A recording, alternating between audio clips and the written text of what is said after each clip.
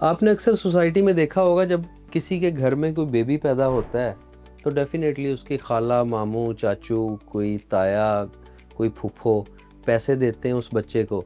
तो पहले माएँ क्या करती थी कि उस बच्चे के लिए गोल्ड ख़रीद के रख लेती थी।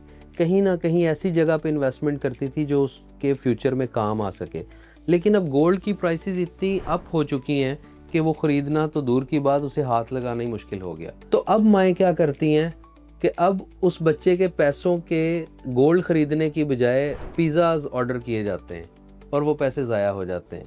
तो उन यंग मदर्स के लिए मेरा ये मैसेज है कि गोल्ड पे अगर ख़रीदने का रास्ता बंद हो गया है तो एक इन्वेस्टमेंट ऐसी है जो कि आपको फ्यूचर में आपके बच्चे का फ्यूचर सिक्योर कर सकती हैं। वो इन्वेस्टमेंट है क्या कि पहली इंस्टॉलमेंट जो 70-75,000 बनेगी, वो तो डेफ़िनेटली बच्चे को जो भी देखने आता है पहले साल ही पैसे काफ़ी सारे लोग देते हैं। तो उन पैसों की इंश्योरेंस करवाएं, वो उसको एक फ़ाइल गिफ्ट कर दें अपने बच्चे को, और अगली इंस्टॉलमेंट डेली मेरा ख़्याल है कोई 200 डेली के हिसाब से सेविंग स्टार्ट कर दें, और 75,000 रुपये तकरीबन सालाना उसकी इंस्टॉलमेंट होगी। टोटल आपने 20 सालों में तकरीबन को 15 लाख रुपए दे देना स्टेट लाइफ को। तो इस 15 लाख के अगेंस्ट जानती हैं कि आपके बच्चे को क्या मिलेगा? Approximate 55 to 60 lakhs.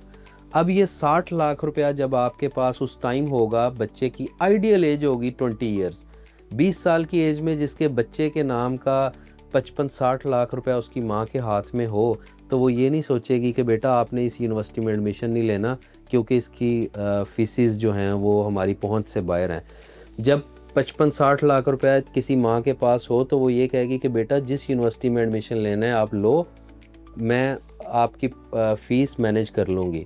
तो मैं उन यंग मदर्स को इनकरेज करूँगा कि आप अपने बच्चे को एक अच्छा सा प्लान दें जिसकी सालाना इंस्टॉलमेंट को 75,000 हो, ताकि आपका बच्चा जब 20 साल का हो जाए उस टाइम आपके पास को 55-60 लाख रुपया महफूज हो।